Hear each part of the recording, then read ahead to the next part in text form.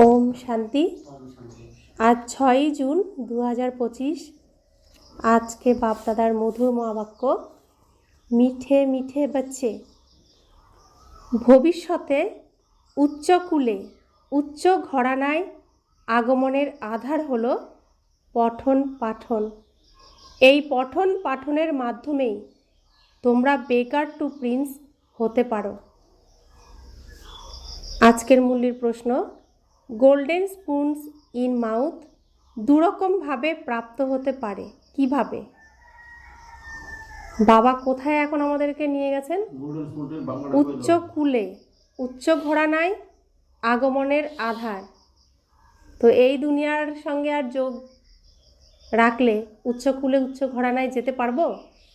তাহলে আমাদের স্থিতি কোথায় থাকতে হবে? এখন আমাদেরকেও উচ্চে রাখতে হবে না? আশা আকাঙ্ক্ষা এখানে রেখে কি হবে? আশা আকাঙ্ক্ষা রাখতে হবে ওই উচ্চ কূলে উচ্চ ঘরানায়। এখানে রেখে কোনো লাভ হবে? এখানে তো নিচেই নামতে হবে। আর আমরা উঠতে চাই কোথায়? উচ্চে, স্বর্গে, বৈকুণ্ঠে, তাই তো? তো গোল্ডেন স্পুন ইন মাউথ অর্থাৎ সোনার চামচ মুখে নিয়ে জন্মানো দুরকমভাবে প্রাপ্ত হতে পারে, কিভাবে? তো আমরা যেতে চাইছি তো সোনার যুগে, সোনার চামচ মুখে নিয়েই তো জন্মাতে চাইছি। তো দুরকমভাবে প্রাপ্ত হতে পারে, তো কিভাবে? বাবা বলছেন, উত্তর দিচ্ছেন, এক, ভক্তিতে দান পুণ্য করলে। দ্বিতীয়, জ্ঞানে পঠন পাঠনের মাধ্যমে। ভক্তিতে দান পুণ্য করলে কোন সময় আমরা সোনার চামচ মুখে নিয়ে জন্মগ্রহণ করি? দাপর যুগে। দাপর যুগ থেকে ভক্তি শুরু হয়। আর দ্বিতীয়, জ্ঞানে পঠন পাঠনের মাধ্যমে, অর্থাৎ এই যে আমরা জ্ঞান অর্জন করছি, এই পড়াশোনা করছি, এই পড়াশোনার মাধ্যমে। তো এখন আমরা পড়াশোনা করলে আমরা যতদিন রাজার রাজত্ব থাকবে ততদিনই রাজা হব। তো কোনটাতে লাভ বেশি? ভক্তিতে দান পুণ্য করলে রাজা বা ধনীর ঘরে জন্ম নেয়, কিন্তু তা হলো পার্থিব জগতের। তোমরা জ্ঞানে পঠন পাঠনের মাধ্যমে সোনার চামচ মুখে নিয়ে জন্মাও, এ হলো অসীম জগতের কথা। তো ভক্তি যখন করেছি আমরা, তখন দান পুণ্য করেছি, তো অনেক ধনী পরিবারে রাজার ঘরে জন্ম নিয়েছি। আর এখন যে আমরা জ্ঞান অর্জন করছি ভগবানের কাছ থেকে, এর দ্বারা যতদিন রাজার রাজত্ব চলবে, রাজার রাজত্ব চলবে, ততদিন আমরা কি হব? রাজ পরিবারেই জন্মগ্রহণ করব। তো এটা হলো অসীম জগতের কথা। এখন আমরা সমগ্র বিশ্বের মালিক হয়ে যাব এই পড়াশোনার দ্বারা। ভক্তিতে পঠন পাঠনের দ্বারা রাজত্ব প্রাপ্ত হয় না। তো শাস্ত্র আমরা যতই পড়াশোনা করি না কেন, যতই গুলে খেয়ে ফেলি না কেন, শাস্ত্রের প্রত্যেকটা কথা যতই আমরা মুখস্থ করে বলি না কেন, তার দ্বারা রাজত্ব প্রাপ্ত হয় না বা কোনো ধন সম্পদ প্রাপ্ত হয় না। এখানে যে যত ভালোভাবে পড়ে সে ততই উচ্চ পদ লাভ করে। এই পড়াশোনা, এই জ্ঞানরত্ন যে যত নিজের বুদ্ধিরূপী পাত্রে জমা রাখবে, সে তত ধন সম্পদ প্রাপ্ত করবে, উচ্চ ঘরে জন্ম নেবে। তো এই পড়াশোনা কত মূল্যবান! এর জন্য বলছে হীরে তুল্য জীবন। এক একটা হীরা, এক একটা শব্দ হীরা। তো এই হীরা যারা শ্রবণ করছে, বুদ্ধিরূপী পাত্রে জমা করছে, তাদের মুখ থেকে কি বেরোনো উচিত? এই রত্ন, এই মূল্যবান জ্ঞান রত্নই তো বেরোনো উচিত। তো যদি সেই মুখ থেকে কোনো পাথর বেরোয়, তাহলে কি বুঝতে হবে? তার বুদ্ধিরূপী পাত্রে পাথরই আছে, তাই পাথর বেরোচ্ছে, রত্ন জমা হয়নি। তাহলে এই পড়াশোনায় আসা যাওয়াটাই কি হলো? বৃথা হয়ে গেল। তো জমাতে হবে কি? রত্ন। পাথরগুলোকে বের করে দিতে হবে। একটাও যদি পাথরযুক্ত শব্দ বের হয়, অর্থাৎ তার মধ্যে পাথরই রয়েছে, এতেই প্রমাণ। তো অর্থাৎ সে শূদ্রই রয়েছে। তো যে শূদ্র থাকবে সে কি যেতে পারবে সত্যযুগে? একটাও যদি শূদ্রের মতো আমরা কথা বলি, অসুরের সেই পাথর ছোঁড়ার মতো কথা বলি, সত্যযুগে যাওয়ার চান্স আমাদের নেই। ওম শান্তি। মিষ্টি মিষ্টি হারানিধি বাচ্চাদের আত্মিক পিতা বসে বোঝান, একে বলা হয় আধ্যাত্মিক জ্ঞান। বাচ্চারা, বাবা এসে ভারতবাসীদেরই বোঝান, নিজেদের আত্মা মনে করো আর বাবাকে স্মরণ করো। বাবা বিশেষভাবে এই আদেশ করেছেন, তবে তো তা পালন করা উচিত, তাই না? বাবা এসে আমাদেরকে কি আদেশ দিচ্ছেন? তিনি বিশেষভাবে কাদেরকে আদেশ দিচ্ছেন? কাদেরকে আদেশ দিচ্ছেন? বাচ্চাদেরকে দিচ্ছেন। যারা তার বাচ্চা হয়েছে, তাকে পিতা বলে মেনে নিয়েছে, তাদেরকে আদেশ দিচ্ছেন। কি আদেশ দিচ্ছেন? তিনি যা আদেশ দিচ্ছেন, যা শ্রীমত দিচ্ছেন, তা যেন আমরা পালন করি। এই পালনের দ্বারা কি হবে? আমাদের আচার আচরণ, ভাগ্য, জীবন সব কিছু পরিবর্তন হয়ে যাবে। হবে তো? হচ্ছে তো?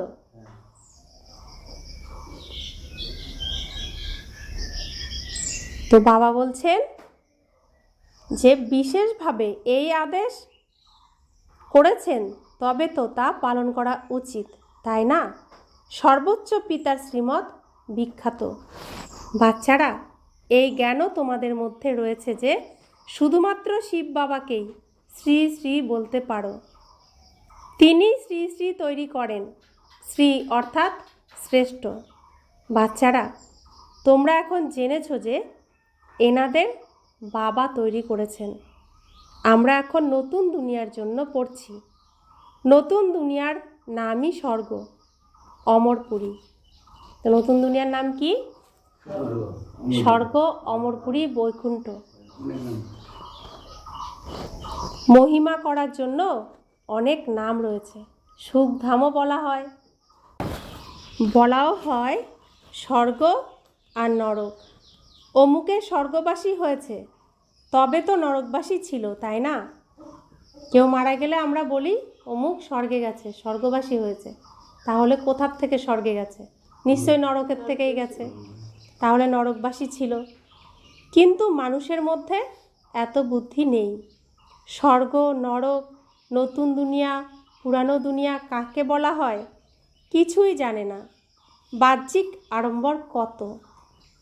বাচ্চারা, তোমাদের মধ্যেও অল্প সংখ্যকই রয়েছে যারা বোঝে যে বরাবর বাবাই আমাদের পড়ান।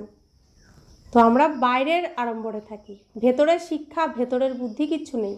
ওপরে দেখায় আমরা খুব বুদ্ধিমান, আসলে আমাদের কোনো বুদ্ধিই নেই। বুদ্ধি থাকলে আমাদের মধ্যে তো সব শিক্ষা চারিদিকে রয়েছে, বাবার শিক্ষা, ভগবানের শিক্ষা। আমরা কিছুই বুঝতে পারিনি, রাবণের শিক্ষা গ্রহণ করে নিজেদেরকে নিচে নামিয়েছি। কোনো বুদ্ধিই নেই আমাদের। আর রাবণের শিক্ষা হলো আড়ম্বর, বাইরের শিক্ষা, ভেতরের উন্নতির কোনো শিক্ষা নেই। তো বাবা বলছেন, বাবার বাচ্চা হওয়ার পরেও খুব অল্প সংখ্যকই রয়েছে যারা বাবাকে চেনে, বোঝে, ভগবান পড়াচ্ছেন, এটা অনুভব হয়। কারোর যদি এই অনুভব হয় যে ভগবান আমাদেরকে পড়াচ্ছেন, সে কখনো পড়া মিস করবে না। ভগবান পড়ানো শুরু করার আগে ভগবানের কাছে এসে হাজির হবে, চেষ্টা করবে প্রতিদিন তার কাছে আসার। তার নেশা থাকবে, তাহলে চেষ্টা করবে সবসময়। আমরা বেগার টু প্রিন্স হব। সর্বপ্রথমে আমরা গিয়ে রাজকুমার হব। এ হলো পঠন পাঠন। যেমন ইঞ্জিনিয়ারিং, ব্যারিস্টারি ইত্যাদি পড়ে, তখন বুদ্ধিতে থাকে যে আমরা ঘর তৈরি করব, পুনরায় এটা করব। প্রত্যেকের নিজ কর্তব্য স্মৃতিতে আসে। বাচ্চারা, এই পড়ার মাধ্যমে তোমাদের গিয়ে অতি উচ্চ ঘরে, ধনীর ঘরে জন্ম নিতে হবে। যে যত বেশি পড়বে ততই অতি উচ্চ ঘরে জন্ম নেবে। রাজার ঘরে জন্ম নিয়ে পরে রাজত্ব করতে হবে। গায়নও করা হয়, গোল্ডেন স্পুন ইন মাউথ। সোনার চামচ মুখে নিয়ে জন্মানো। এক তো জ্ঞানের দ্বারা গোল্ডেন স্পুন ইন মাউথ প্রাপ্ত করা যায়, দ্বিতীয়ত যদি ভালোভাবে দান পুণ্য করে তাহলেও রাজার ঘরে জন্ম হবে। তা হলো পার্থিব জগতের। তো যারা খুব ভক্তি করে, খুব দান পুণ্য করে, তারাও তো রাজার পরিবারে এসে দাপর যুগে জন্ম নেবে। তারা সত্য যুগের রাজ পরিবারে কি যেতে পারবে? পারবে না। তো দুইভাবেই হয়। বাবা সব কিছুই বুঝিয়ে দিচ্ছেন, তোমাদের যেটা পছন্দ সেটাই করবে। তো এখন যত ভক্তিই করি, এখন তো আর রাজার ঘরে জন্ম হবে না। দাপর যুগে, যখন দাপর যুগ আসবে, তখন আমি দান পুণ্য করলে যতদিন রাজ পরিবারের রাজত্ব চলবে সেই পরিবারে আমি জন্ম নিতে পারবো। তাহলে সহজ কোনটা? সহজ শুধু পড়াশোনা, এক পয়সাও খরচ নেই, তাই না? এই পড়াশোনার দ্বারাই কি হব? আমরা বৈকুণ্ঠের মালিক হতে পারবো। এ হলো অসীম জগতের। বাবা বলছেন প্রতিটি কথা ভালোভাবে বোঝো, কিছুই বুঝতে না পারলে জিজ্ঞাসা করতে পারো। নোট করো যে এই কথা বাবাকে জিজ্ঞাসা করতে হবে। মুখ্য হলো বাবাকে স্মরণের কথা। বাকি যদি কোনো সংশয় ইত্যাদি থাকে তবে তা তিনি ঠিক করে দেবেন। বাচ্চারা এও জানে যে ভক্তিমার্গে যত দান পুণ্য করে তাতে ধনীর ঘরে জন্ম নেয়। কেউ যদি খারাপ কর্ম করে তবে এমন জন্ম লাভ করে তাও বাবার কাছে আসে। কারোর তো এমন কর্মবন্ধন রয়েছে যে সে কথা আর জিজ্ঞাসা করো না। এসব হলো অতীতের কর্মবন্ধন। রাজারাও কেউ এমন হয়, কর্মবন্ধন অতি কঠিন হয়। এই লক্ষ্মীনারায়ণের কোনো কর্মবন্ধন নেই। ওখানে হলো যোগবলের দ্বারা রচনা, যোগবলের দ্বারা জন্ম। আমরা যখন যোগবলের দ্বারা বিশ্বের রাজত্ব নিতে পারি তাহলে কি সন্তানের জন্ম দিতে পারবো না? তো যোগবলের দ্বারা আমরা কি করছি? কোনো লড়াই করছি? আমাদের মধ্যে পরিবর্তন তো হচ্ছে, দেবীর দেবতার জন্ম তো হয়েছে। কিসের দ্বারা হলো? যোগের বলের দ্বারা। তাহলে যোগ বলের দ্বারা যদি বিশ্বের মালিক হওয়া যায়, যোগ বলের দ্বারা কি সন্তানের জন্ম হবে না? কি মনে হয়? তাহলে যোগ বলের দ্বারা রচনাও হবে, সন্তানের জন্মও হবে। পূর্বেই সাক্ষাৎকার হয়ে যায়। ওখানে এ হলো সাধারণ কথা। খুশিতে বাদ্য বাজতে থাকে, বৃদ্ধ থেকে শিশু হয়ে যায়। মহাত্মাদের থেকেও শিশুদের অধিক সম্মান দেওয়া হয়, কারণ সেই মহাত্মা তো তবুও সারা জীবন অতিবাহিত করে বড় হয়েছে, বিকারকে জানে। ছোট বাচ্চারা তো তা জানে না, তাই মহাত্মাদের থেকেও উচ্চ বলা হয়। শিশুদেরকে ভগবানের সাথে তুলনা করা হয়, তো সেবা করা হয়, বালক সেবা। ভগবানের সাথে তুলনা করে তো মহাত্মা পূর্ণ আত্মা মনে করি, কারণ তারা সম্পূর্ণ নিষ্পাপ, তাই না? তাই মহাত্মাদের থেকেও শিশুদের উচ্চ মানা হয়, উচ্চ সম্মান দেওয়া হয়, তাই না? ওখানে স্বর্গে তো সকলেই মহাত্মা। কৃষ্ণকেও মহাত্মা বলা হয়, তিনি হলেন সত্যিকারের মহাত্মা। সত্যযুগেই মহান আত্মারা থাকে, তাদের মতন এখানে কেউ হতে পারে না। সত্যযুগের মতো এখানে কেউ হতে পারে না। বাচ্চারা, তোমাদের অন্তরে অত্যধিক খুশি থাকা উচিত। আমরা এখন নতুন দুনিয়ায় জন্ম নেব। এই পুরানো দুনিয়া শেষ হয়ে যাবে। ঘর যখন পুরানো হয়ে যায় তখন নতুন ঘরের জন্য আনন্দ হয়, তাই না? কত ভালো ভালো মার্বেল ইত্যাদির ঘর তৈরি করা হয়। জৈনদের কাছে প্রচুর অর্থ থাকে, তাই তারা নিজেদেরকে উচ্চকুলের মনে করে, কিন্তু বাস্তবে এখানে কোনো উচ্চকুল থাকে না। উচ্চকুলে বিবাহের জন্য ঘর খুঁজতে থাকে। ওখানে কুল ইত্যাদির কোনো কথা নেই। ওখানে তো একটি কুল রয়েছে। কোন কুল? ওখানে একটি কুল রয়েছে। কোন কুল? দেবতা কুল। একটি দেবতা কুল রয়েছে, দ্বিতীয় কিছু নেই। এর জন্য তোমরা সঙ্গমেই অভ্যাস করো যে আমরা এক পিতার সন্তান, সকলেই আত্মা। এখানে উচ্চকুলে বিবাহের জন্য কত খোঁজ খবর করা হয়, আর সত্যযুগে তো একটাই কুল থাকবে, তাই খোঁজ খবর কোনো কিছুর প্রয়োজন থাকবে না। আত্মা হলো প্রথমে, পরে শরীর। তো প্রথমে শরীর নাকি আত্মা? আত্মা কোথা থেকে আসে? পরমধাম থেকে আসে, তারপরে শরীরে প্রবেশ করে। তাহলে প্রথমে আত্মা, পরে শরীর। দুনিয়ার সকলেই দেহ অভিমানী হয়, তোমাদের এখন দেহি অভিমানী হতে হবে। গৃহস্থ জীবনে থেকে নিজের স্থিতিকে পাক্কা করতে হবে। বাবার কত সন্তান, কত বড় গৃহস্থী, তাহলে অনেক চিন্তাও থাকবে নিশ্চয়ই। এনাকেও পরিশ্রম করতে হয়। কাকে? ব্রহ্মা বাবাকে। আমি কোনো সন্ন্যাসী নই, বাবা এনার মধ্যে প্রবেশ করেছেন। ব্রহ্মা বাবা কোনো সন্ন্যাসী সাধু নন, পতিত বিকারী। সেই শরীরে শিব বাবা প্রবেশ করেছেন। ব্রহ্মা বিষ্ণু শঙ্করের চিত্রও তো রয়েছে, তাই না? ব্রহ্মা হলেন সর্বোচ্চ, তবে ওনাকে ছেড়ে বাবা কার মধ্যে আসবেন? ব্রহ্মা বিষ্ণু শঙ্কর, তার তিনজনের মধ্যে ব্রহ্মা হলেন সর্বোচ্চ, কারণ ব্রহ্মার দ্বারা নতুন সৃষ্টির রচনা হয়। সেই রচনাকে পালনা দেয় কে? বিষ্ণু। আর সেই রচনা যখন শেষ হয় তখন বিনাশ করায় শঙ্কর। তো ব্রহ্মা হলো উচ্চ, তো ব্রহ্মার তনে আসবে না তো কোথায় আসবে তিনি? ভগবান কোথায় আসবে? ব্রহ্মা শরীরেই নিশ্চয়ই আসবে। তিনজনের মধ্যে যেহেতু ব্রহ্মা সর্বোচ্চ, তাহলে ওনাকে ছেড়ে বাবা কার মধ্যে আসবেন?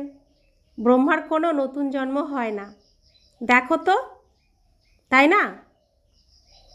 কিভাবে এনাকে অ্যাডপ্ট করি? ব্রহ্মাকে কিভাবে অ্যাডপ্ট করেন শিব বাবা? মায়া বলের দ্বারা, নিজ মায়া বলে নিজে সৃষ্টি করেন, তাই না? শিব বাবা কি মাতা পিতার দ্বারা জন্ম নিয়েছেন? নিজে নিজেই ব্রহ্মার তনে প্রবেশ করেছেন, নিজের মায়া বলে তিনি নিজেকে সৃষ্টি করেছেন। তোমরা কিভাবে ব্রাহ্মণ হও এসব কথা তোমরাই জানো, অন্যরা কি আর জানবে? আমরা কিভাবে ব্রাহ্মণ হই এসব কথা বাবা বলছেন তোমরাই জানো, অন্যরা আর কি জানে? তারা বলে যে ইনি তো জহুরি ছিলেন, এনাকে তোমরা ব্রহ্মা বলো। ওরা কি জানে যে এত ব্রহ্মাকুমার ব্রহ্মাকুমারী কিভাবে জন্ম নেবে? তো ব্রহ্মা বাবা কি ছিলেন? দাদা লেকরাজ ছিলেন, জহুরি ছিলেন, সোনার ব্যবসায়ী ছিলেন, হীরাকে পরখ করতে জানতেন, খাঁটি সোনা পরখ করতে জানতেন। তো অন্যরা বলছে তোমরা এনাকে ব্রহ্মা কেন বলো? ইনি তো জহুরি, সোনার ব্যবসায়ী না? ওরা কি জানে যে ব্রহ্মাকুমার ব্রহ্মাকুমারী কিভাবে জন্ম নেবে? আমরা কিভাবে জন্ম নিয়েছি? শিব বাবা ব্রহ্মা বাবা মিলে, ব্রহ্মা বাবার মুখের দ্বারা শিব বাবা আমাদেরকে জন্ম দিয়েছেন, দত্তক নিয়েছেন, তাই না? এক একটি কথাকে কতভাবে বোঝাতে হয়, এ অতি রহস্যময় কথা, তাই না? এই ব্রহ্মা ব্যক্ত আর উনি অব্যক্ত। এই ব্রহ্মা অর্থাৎ সাকার দেহধারী ব্রহ্মা ব্যক্তের ছিলেন, আর এখন যে ব্রহ্মা রয়েছেন তিনি অব্যক্ত, ফরিস্তা স্বরূপ তার। শুধু ব্রহ্মা বাবা একজনই, শুধু তার ড্রেস চেঞ্জ হয়েছে আর ঠিকানা চেঞ্জ হয়েছে, তাই না? ড্রেস কি ছিল? আগে সাকার ড্রেস ছিল, এখন কোন ড্রেস? ফরিস্তার ড্রেস। আগে অ্যাড্রেস কি ছিল? মধুবন। এখন ড্রেস কোথায়? এখন অ্যাড্রেস কোথায়? সূক্ষ্মবতন। শুধু অ্যাড্রেস চেঞ্জ হয়েছে, অ্যাড্রেসটা চেঞ্জ হয়েছে। তিনিই আছেন, ব্রহ্মা বাবাই আছেন। ইনি পবিত্র হয়ে অব্যক্ত হয়ে যান। তো যখন সাকারে ছিলেন তখন পতিত ছিলেন, আর যখন পবিত্র হয়ে যান তখন অব্যক্ত হয়ে ফরিস্তা রূপে সূক্ষ্মবতনে চলে যান। এ কথা বলে আমি এই সময় পবিত্র নই, এমন পবিত্র এখন হচ্ছি। তো সাকার শরীরে সূক্ষ্মবতনবাসী ব্রহ্মার মতো পবিত্র ছিলেন না, তো পবিত্র হয়ে তিনি সূক্ষ্মবতনবাসী হয়েছেন। প্রজাপিতা তো এখানেই হওয়া উচিত, তাই না? তা না হলে ব্রহ্মাকুমার ব্রহ্মাকুমারীদের জন্ম কে দেবে সাকার শরীর না থাকলে? তাই কিছুটা সময় ব্রহ্মাকুমার ব্রহ্মাকুমারীদের জন্ম দেওয়ার জন্য ব্রহ্মা বাবা সাকারে ছিলেন, এখন অব্যক্ত হয়ে গেছেন। তো বাবা বলছেন প্রজাপিতা তো এখানেই হওয়া উচিত, তা না হলে কোথা থেকে আসবে? স্বয়ং বাবা বোঝান যে আমি পতিত শরীরে আসি, তাহলে অবশ্যই এনাকেই প্রজাপিতা বলা হবে। সূক্ষ্মলোকে তো বলা হবে না, ওখানে প্রজারা কি করবে? ইনি ইন্ডিপেন্ডেন্টলি পবিত্র হয়ে যান। যেমন ইনি পুরুষার্থ করেন, তেমন তোমরাও পুরুষার্থ করে ইন্ডিপেন্ডেন্টলি পবিত্র হয়ে যাও। আমরা প্রত্যেকে নিজের পুরুষার্থের দ্বারা পবিত্র হচ্ছি, তো স্বাধীনভাবে। কার শক্তিতে হচ্ছি? শিব বাবার শক্তিতে। কোনো দেহধারীর শক্তিতে হচ্ছি? শিব বাবার শক্তিতেই হচ্ছি। আমরা ইন্ডিপেন্ডেন্ট হচ্ছি, তাই না? নিজের উপর নির্ভর করছি, কারোর উপর নির্ভর করছি না, স্বনির্ভর হচ্ছি, সম্পূর্ণ স্বাধীন হয়ে যাচ্ছি। বিশ্বের মালিক হও, তাই না? স্বর্গ আলাদা, নরক আলাদা। এখন কত খণ্ড খণ্ড বিভক্ত হয়ে গেছে। 5000 বছর পূর্বের কথা, যখন এনাদের রাজ্য ছিল। ওরা অজ্ঞানীরা আবার 1,00,000 বছর বলে। এই কথা বুঝবে তারাই যারা কল্প পূর্বে বুঝেছিল। তোমরা দেখো যে এখানে মুসলিম, পার্সি ইত্যাদি সকলেই আসে। কোথায়? এই ঈশ্বরীয় বিশ্ববিদ্যালয়ে, প্রজাপিতা ব্রহ্মাকুমারী ঈশ্বরীয় বিশ্ববিদ্যালয়ে সব ধর্মের মানুষই আসে। মুসলমানরা নিজেরাই আবার হিন্দুদের জ্ঞানদান করছে। বিস্ময়কর, তাই না? মনে করো কেউ শিখ ধর্মের, সেও বসে রাজযোগ শেখাচ্ছে। যারা কনভার্ট হয়ে গেছে তারাও পুনরায় ট্রান্সফার হয়ে দেবতাকুলে চলে আসবে। যারা এই সনাতন ধর্ম থেকে আমরা চলে এসেছি হিন্দু ধর্মে, কেউ কেউ মুসলিম ধর্মে গেছে, কেউ কেউ খ্রিস্টান ধর্মে গেছে, কেউ কেউ শিখ ধর্মে, বিভিন্ন ধর্মে কনভার্ট হয়ে গেছে। তারা আবার এই সনাতন ধর্ম যে স্থাপন হচ্ছে, এই স্থাপনার সময় নিজের কুলে আবার চলে আসবে। তো বাবা বলছেন যারা কনভার্ট হয়ে গেছে তারাও পুনরায় ট্রান্সফার হয়ে দেবতা কুলে চলে আসবে। স্যাপলিং লাগানো হয়। তোমাদের কাছে খ্রিস্টান, পার্সিরাও আসে, বৌদ্ধরাও আসবে। বাচ্চারা, তোমরা জানো যে সময় যখন নিকট আসবে তখন চতুর্দিক আমাদের নাম প্রসারিত হবে।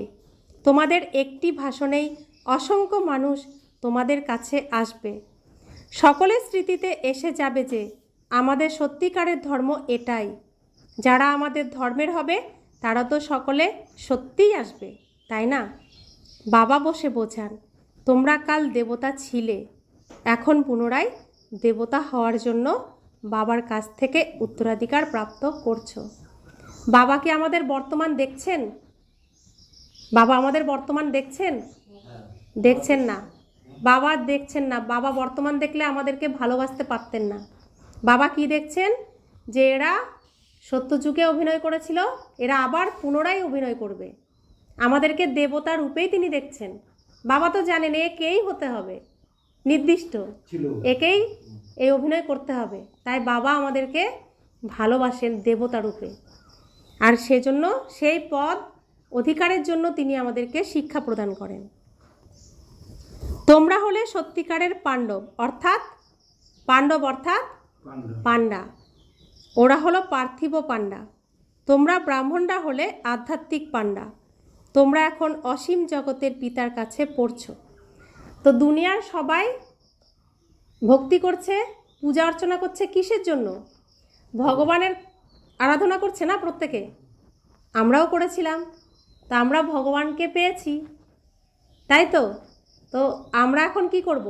যারা ভগবানকে খুঁজছে তাদেরকে এই শর্টকাট রাস্তা বলে দেব তাড়াতাড়ি ভগবানের সাথে যাতে মিলতে পারে। তো মন্দিরে পান্ডারা কি করে? তাড়াতাড়ি শর্টকাটে পুজো দেওয়ার ব্যবস্থা করে না, ভগবানের কাছে নিয়ে যায়। তো আমরাও তো সেইটাই করব। যারা ভগবানকে খুঁজছে তাদেরকে এই সহজ রাস্তায় ভগবানের কাছে পৌঁছে দেব, অর্থাৎ আমরা পাণ্ডব। তোমরা এখন অসীম জগতের পিতার কাছে পড়ছো, তোমাদের এই নেশা অধিক মাত্রায় থাকা উচিত।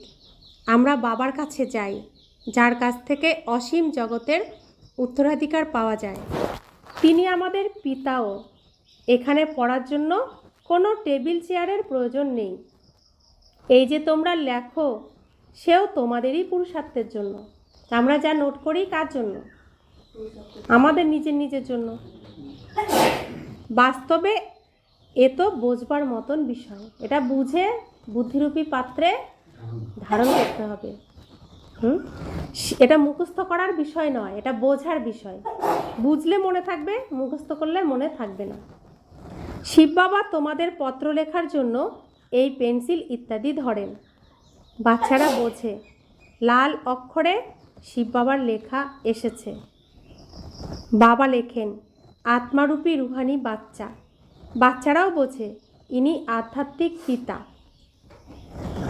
উনি হলেন সর্বোচ্চ, ওনার মতানুসারে চলতে হবে। বাবা বলেন, কাম বিকার মহাশত্রু, এ আদি মধ্য অন্ত দুঃখ দেবে। সেই ভূতের বশবর্তী হয়েও না, পবিত্র হও। আহ্বান করা হয়, হে পতিত পাবন। বাচ্চারা, তোমরা এখন অতি শক্তি লাভ করো রাজত্ব করার জন্য। তো বাবা আমাদেরকে সব শক্তি দিয়ে দিচ্ছেন। যত বাবার কাছে আমি বসবো, 1 মিনিট বসলে তাতেও লাভ, 5 মিনিট বসলে তাতেও লাভ, 5 ঘন্টা বসলে লাভই লাভ।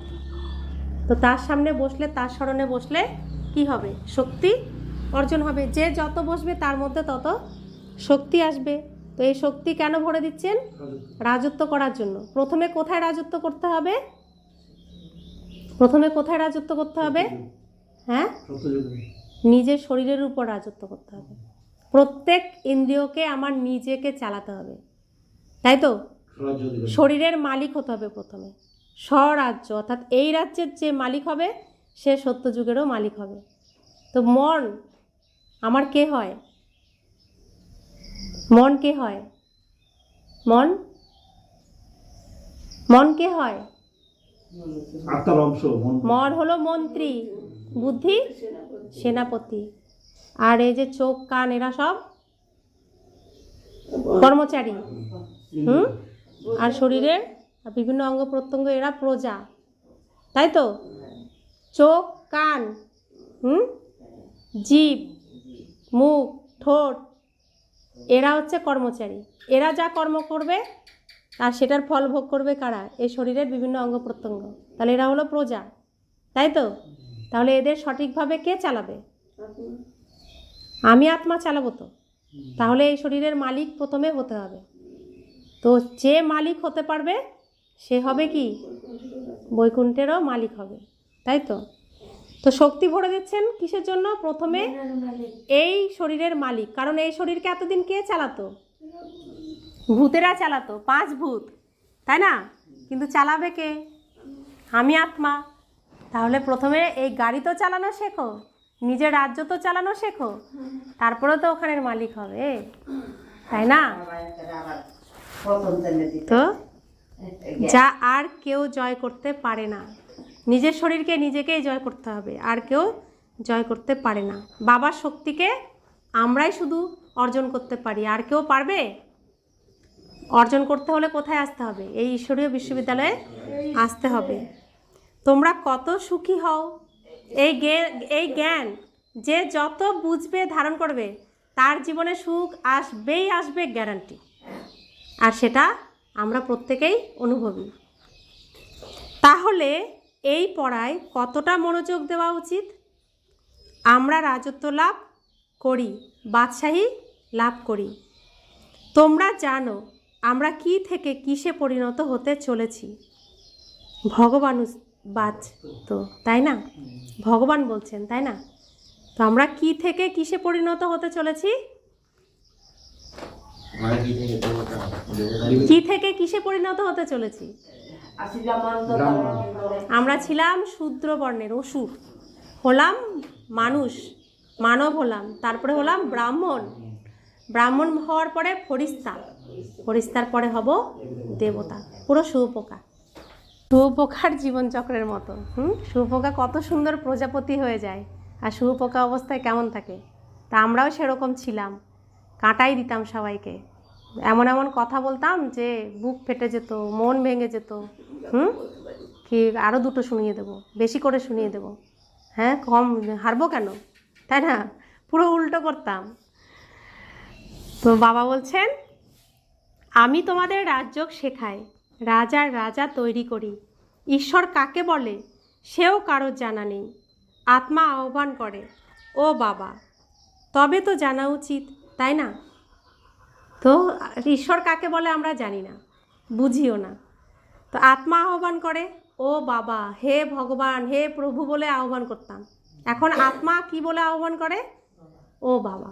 আমি জেনেছি আমি আত্মা, আমার বাবা হলেন পরম আত্মা, তাই না? তিনিও আত্মা, আমিও আত্মা, আমার পিতাও আত্মা। তো ডাকি কি? ও বাবা। তো কত সুন্দর না? তবে তো জানা উচিত তিনি কবে এবং কিভাবে আসবেন। মানুষই তো ড্রামার আদি মধ্য অন্ত সময়সীমা ইত্যাদিকে জানবে, তাই না? জেনে তোমরা দেবতা হয়ে যাও। জ্ঞান হলো সদ্গতির জন্য। এই সময় হলো কলিযুগের শেষ। সকলেই দুর্গতিতে রয়েছে, সত্যযুগে হয় সদ্গতি। তো সকলেই দুর্গতিতে রয়েছে, আরও দুর্গতির দিকে যাচ্ছে।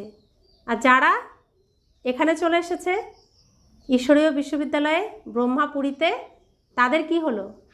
সদ্গতি শুরু হয়ে গেল, অর্থাৎ সত্যযুগের দিকে তাদের মুখ ঘুরে গেল। তো সদ্গতি হয়ে গেল, অন্ধকার শেষ, আলোর দিকে মুখ ঘুরে গেল। তো ঠিকানা পেয়ে গেলাম, আলোর ঠিকানা পেয়ে গেলাম, তো অন্ধকারের ভয় তো আর নেই। তো সদ্গতি হয়ে গেল আমাদের, তাই না? এখন তোমরা জানো যে বাবা এসেছেন সকলের সদ্গতি করতে, সকলকে জাগরিত করতে এসেছেন। এ কি কোনো কবরখানা? না, তা নয়, কিন্তু কবরখানার মতোই তো। শরীর হলো মাটি, শরীরের মধ্যে আত্মা চাপা পড়ে রয়েছে, অর্থাৎ মাটির নিচে কবরস্থ হয়ে রয়েছে। বাবা এসে কি করলেন? এই মাটির মধ্যে আলোকে প্রবেশ করালেন। প্রথমে ভাঙলেন দেওয়াল, ভেঙে আলোকে প্রবেশ করালেন। আমি আত্মার মধ্যে আলো দিলেন, আমি তখন চোখ মেললাম, চোখ মেলে দেখি আমি তো আত্মা, এই শরীর তো আমি নই। আমি এতদিন কি করছিলাম? আমি তো ঘুমিয়েছিলাম। হয়েছে না এটা সবার ক্ষেত্রে, তাই তো? তো তিনি এসে আমাদেরকে জাগরিত করছেন, তাই না? তো বাবা বলছেন এটা তো কোনো কবরখানা নয়, কিন্তু গভীর অন্ধকারে পড়ে রয়েছে, তাদের জাগরিত করতে আসি। যে বাচ্চারা গভীর নিদ্রা থেকে জাগ্রত হয়ে যায় তাদের অন্তরে অত্যন্ত খুশি থাকে। আমরা শিব বাবার সন্তান, কোনো রকমের দুশ্চিন্তা থাকে না। বাবা আমাদের বিশ্বের মালিক করেন, সেখানে কান্নার কোনো নামই নেই। কোথায়? কোন বিশ্বের মালিক করেন যেখানে কান্নার কোনো নামই থাকে না? সুখধাম, বৈকুণ্ঠ, স্বর্গ, অমরলোক, যেখানে কান্নাকাটির কোনো সিন থাকে না, নাম নিশানাও থাকে না। এ তো কান্নাকাটির দুনিয়া। এখন আমরা কোথায় আছি? কান্নাকাটির দুনিয়ায়। ওটা হলো প্রফুল্লতার দুনিয়া। ওনাদের চিত্র দেখো কেমন শোভনীয়, প্রফুল্লিত মুখের আদলে তৈরি করে। কাদের চিত্র দেখতে বলছে? লক্ষ্মীনারায়ণের চিত্র দেখতে বলছে, শ্রীকৃষ্ণের চিত্র দেখতে বলছে। এমন ফিচার্স তো এখানে হতে পারে না। বুদ্ধি দিয়ে বুঝতে হবে যে এনাদের মতন বৈশিষ্ট্য নজরে আসতেই হবে। আমার মধ্যেও এই বৈশিষ্ট্য অন্যরা যেন দেখতে পায়, অন্যদের নজরে যেন আসে। মিষ্টি মিষ্টি বাচ্চারা তোমাদের স্মৃতিতে এখন এসেছে যে ভবিষ্যতে অমরপুরীতে আমরা প্রিন্স হব। এই মৃত্যুলোকে, এই খড়ের গাদায়, পুরানো দুনিয়ায় আগুন লাগবেই। গৃহযুদ্ধেও পরস্পরকে কিভাবে হত্যা করে, কাকে আমরা হত্যা করছি তাও জানে না, এমন মানুষের স্থিতি হবে, মানসিকতা হবে। ঘরে ঘরে এমন মারামারি করবে, গৃহযুদ্ধ করবে যে কাকে মারছি, ভাইকে মারছি, মাকে মারছি, বাবাকে মারছি বা সন্তানকে মারছি, কিচ্ছু মনে থাকবে না, এমন অবস্থা হবে, মানসিকতা হবে। হাহাকারের পর জয় জয়কার হবে। তো এইভাবে ভারতবর্ষে রক্তের বন্যা হবে, রক্তের নদী বয়ে যাবে। হাহাকারের পর জয় জয়কার হবে, তোমাদের বিজয়, আর বাকি সব বিনাশ হয়ে যাবে। বিজয় কাদের হবে? কাদের বিজয় হবে? যারা ভগবানের সাথে, শিব বাবার সাথে প্রীত রাখছে, শ্রীকৃষ্ণের সাথে প্রীত রাখছে, অর্থাৎ ব্রহ্মা বাবার সাথে প্রীত রাখছে। তো প্রীত বুদ্ধির হবে কি? বিজয়। আর বিপরীত বুদ্ধি যারা আছে তাদের কি হবে? বিনাশ। তো বিপরীতে কারা রয়েছে? তাদের সাথে বাবার প্রীত করানোর দায়িত্ব কাদের? কাদের? আমাদের। যাতে আমাদের পরিবারগুলোতে রক্তের নদী না বয়ে যায়, তার জন্য প্রথমে নিজের ঘরকেই সম্পূর্ণ প্রীত বুদ্ধিতে আনতে হবে, প্রীত করাতে হবে, তাই তো? এটা আমাদের দায়িত্ব। তো বাবা বলছেন, তোমরা রুদ্রমালায় গ্রথিত হয়ে পুনরায় বিষ্ণুমালায় গ্রথিত হয়ে যাবে। এখন তোমরা পুরুষার্থ করো নিজেদের ঘরে ফেরার জন্য। ভক্তির কত প্রসার, যেমন বৃক্ষে ঝাড় অসংখ্য পত্র থাকে তেমনই। তো আমাদের এখন কি করতে হবে? আয়োজন। আমাদের আয়োজন কি করতে হবে? কি করতে হবে এখন আমাদের? ঘরে ফেরার জন্য পুরুষার্থ করতে হবে। হ্যাঁ, বাড়ি ফিরতে হবে। কোথায় ফিরতে হবে আমাদেরকে? পরমধাম। পরমধাম ফিরতে গেলে কি করতে হবে? কি হতে হবে? এসেছি কেমন পরমধাম থেকে? আত্মা কেমন এসেছিল? আত্মার মধ্যে হিংসা ছিল, রাগ ছিল, কাম বিকার ছিল, অহংকার ছিল, লোভ ছিল, ঈর্ষা ছিল, অসুখ ছিল, ঋণ ছিল? কিছুই ছিল না। পবিত্র এসেছিল। যেতে হবে কেমন? এমনই যেতে হবে। তাহলে বাকি যেগুলো এখন এই চারপাশে একদম নোংরার মতো লেগে রয়েছে, শিকলের মতো রয়েছে, এগুলোকে কি করতে হবে? পরিষ্কার। অর্থাৎ ঘরে ফেরার আয়োজন করতে হবে, এগুলোকে সব পরিষ্কার করতে হবে, তাই তো? তো এখন ভক্তির কত প্রসার। অন্ধকারে হাতড়াচ্ছে, রাস্তা খুঁজছে, তো ভক্তি করছে সেজন্য। তা আমাদেরকে তাদেরকে ধরে ধরে আলোর ঠিকানায় নিয়ে আসতে হবে। অন্ধ হয়ে গেছে তাদের, তাই না? তো অন্ধ রাজার রাজত্ব চলছে, এখানে কোনো ন্যায় নেই, সব কিছু অন্ধের মতো হচ্ছে। তো তাদেরকে চোখ খোলাতে হবে, তাই তো? দায়িত্ব কাদের? আমাদের দায়িত্ব। তো বাবা বলছেন, ভক্তির কত প্রসার, যেমন বৃক্ষে ঝাড় অসংখ্য পত্র থাকে তেমনই ভক্তির প্রসারও। বীজ হলো জ্ঞান। এই কল্পবৃক্ষের বীজ হলো কি? জ্ঞান। জ্ঞানের সাগর কাকে বলে? পিতাকে বলে, শিব বাবাকে বলে। তো বীজ হলেন কে? শিব বাবা। সেখানের থেকেই কি হচ্ছে?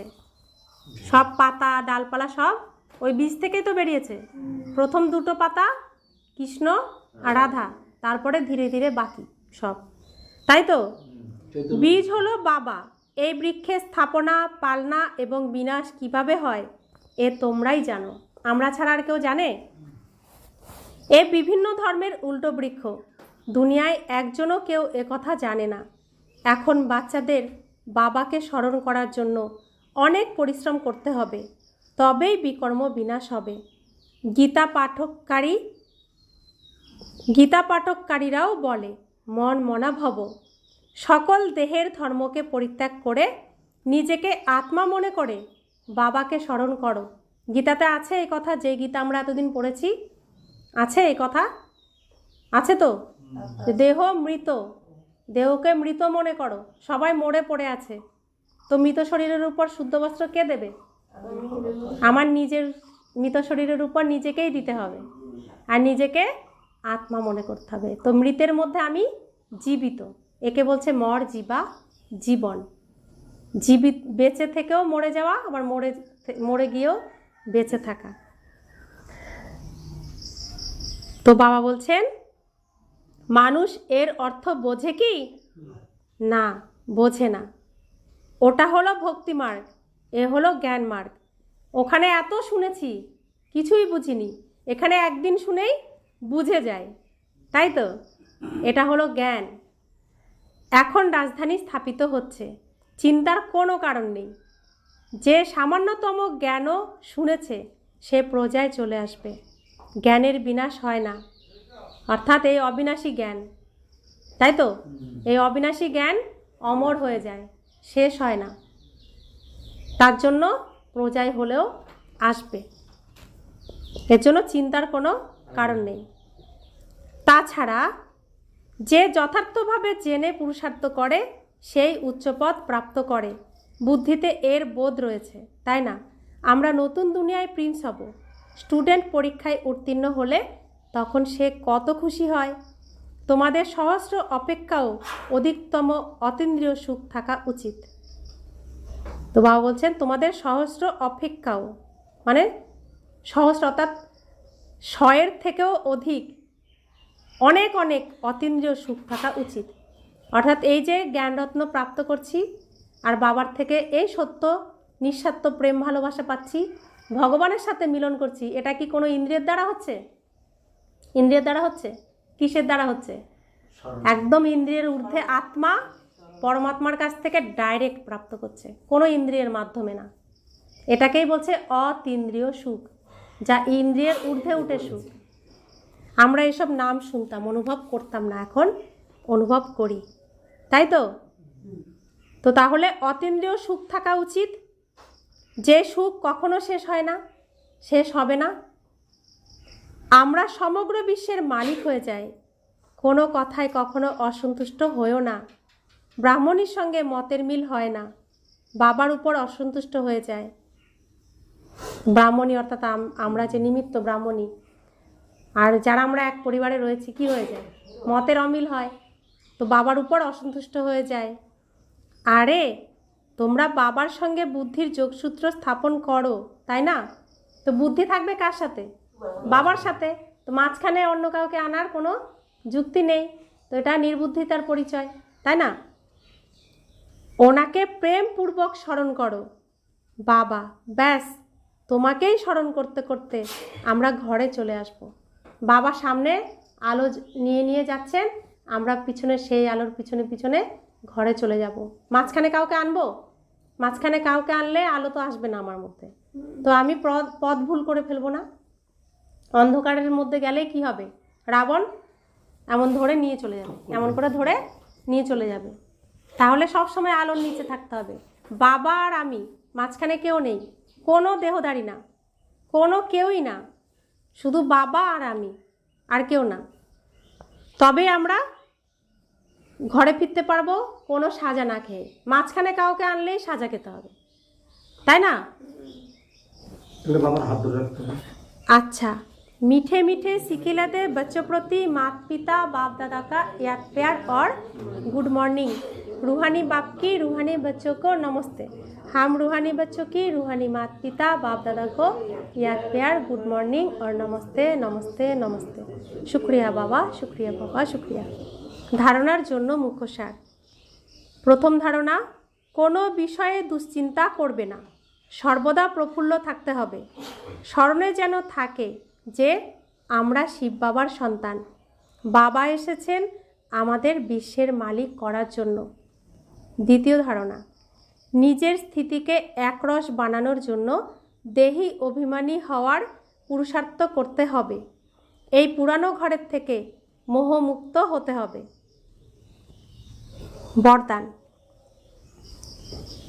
মনন শক্তির দ্বারা বুদ্ধিকে শক্তিশালী বানানো, মাস্টার সর্বশক্তিমান ভব। মনন শক্তির দ্বারা বুদ্ধিকে শক্তিশালী বানানো, মাস্টার সর্বশক্তিমান ভব। মনন শক্তি হলোই দিব্য বুদ্ধির পুষ্টিকর আহার। মনন শক্তিই হলো দিব্য বুদ্ধির পুষ্টিকর আহার। যেরকম ভক্তিতে জপ করার অভ্যাসী হতে হয়, সেরকম জ্ঞানে হলো স্মৃতির শক্তি। এটারই স্মরণিক ওখানে জপ করা। এই শক্তির দ্বারা মাস্টার সর্বশক্তিমান হও। তো এই জ্ঞান যে যত ধারণ করবে তার এই স্টেজে যা যা অভিনয় করেছে ক্লিয়ার তা আস্তে আস্তে দেখতেও পাবে। তো যত এই জ্ঞানকে মনে রাখবে, তো স্মৃতি যত প্রখর হবে, তো সে মাস্টার সর্বশক্তিমান হয়ে যাবে। প্রতিদিন অমৃতবেলায় নিজের এক টাইটেলকে স্মৃতিতে নিয়ে এসো আর মনন করতে থাকো, তাহলে মনন শক্তির দ্বারা বুদ্ধি শক্তিশালী থাকবে। শক্তিশালী বুদ্ধির উপর মায়া আক্রমণ করতে পারবে না, পরবশ হবে না। কেননা মায়া সব থেকে প্রথমে ব্যর্থ সংকল্পরূপী বাণ দ্বারা দিব্য বুদ্ধিকেই দুর্বল বানায়। ব্যর্থ সংকল্প অর্থাৎ ব্যর্থ চিন্তা মনে আসলে মন কি হয়ে যায়? দুর্বল হয়ে যায়। আর মায়া এই বাণী মারে। এই দুর্বলতার থেকে বাঁচার সাধনই হলো মনন শক্তি, অর্থাৎ কোনো না কোনো একটা সমান নিয়ে সবসময় মনকে খেলা করতে দিতে হবে। আমি সর্বশক্তিমান আত্মা, বা আমি সুখ স্বরূপ আত্মা, আমি শান্ত স্বরূপ আত্মা, বা আমি পবিত্র স্বরূপ আত্মা, আমি ইষ্ট দেবী আত্মা, আমি বিশ্ব কল্যাণকারী আত্মা। কিছু না কিছু খেলনা এই মনকে দিতে হবে। তো মন ব্যর্থ কথা ভাববে না। যখনই ব্যর্থ মায়া মনের মধ্যে ঢোকানোর চেষ্টা করবে, তখনই আমি আমার সমানে একদম স্থির, তো মায়া ভয় পাবে, চলে যাবে। স্লোগান: আজ্ঞাকারী বাচ্চারাই আশীর্বাদের পাত্র হয়। আশীর্বাদের প্রভাব হৃদয়কে সদা সন্তুষ্ট রাখে। আজ্ঞাকারী বাচ্চারাই আশীর্বাদের প্রাপ্ত হয়। আশীর্বাদের প্রভাব হৃদয়কে সদা সন্তুষ্ট রাখে। অব্যক্ত ইশারা: আত্মিক স্থিতিতে থাকার অভ্যাস করো, অন্তর্মুখী হও। সদা অসীম জগতের আত্মিক দৃষ্টি। ভাই ভাইয়ের সম্বন্ধের বৃত্তির দ্বারা কোনো আত্মার প্রতি শুভ ভাবনা রাখার ফল অবশ্যই প্রাপ্ত হয়। এই জন্য পুরুষার্থ করতে করতে ক্লান্ত হয়ে যেও না, হৃদয় বিদীর্ণও হবে না। নিশ্চয় বুদ্ধি হয়ে আমার ভাবের সম্বন্ধের থেকে পৃথক হয়ে শান্তি আর শক্তির সহযোগ আত্মাদেরকে দিতে থাকো। আমরা কোন সম্বন্ধে আছি এখন? আত্মা শুধুমাত্র ভাই ভাই, আর শরীরে আমরা ভাই বোন। এই পৃথিবীতে যত শরীর আছে, যত আত্মা আছে, প্রত্যেকে আমরা কি? ভাই ভাই আর ভাই বোন। আত্মা ভাই ভাই, শরীরে আমরা ভাই বোন, তাই তো? আর আমাদের কে আছে? পিতা। এই মাত্র সম্বন্ধ, আর কোনো সম্বন্ধ আমাদের আর নেই। এক আছে পিতা মাতা, আর আছে ভাই বোন। যতদিন এই দেহে থাকবো ততদিন ভাই বোন, আর আত্মা আমরা ভাই ভাই। আর কোনো সম্বন্ধ সম্পর্ক এখানে আর নেই আমাদের। হ্যাঁ, এটা মনে রাখতে হবে। ওম শান্তি।